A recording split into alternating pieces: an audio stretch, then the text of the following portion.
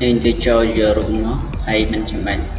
nghĩa là dân cho giờ rụng thầm đàm nó này cho rụng mình đang hái dân mình ta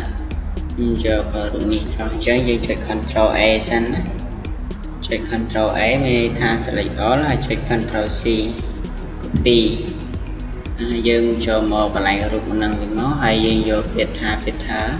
hay vô beta vanishing point hay dân cu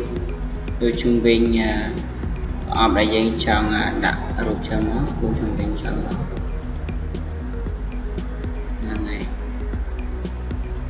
như cô hai dân như cô hai chơi control V ai chơi control T vậy tiền rụt cho đến tuổi nó nghe từ đấy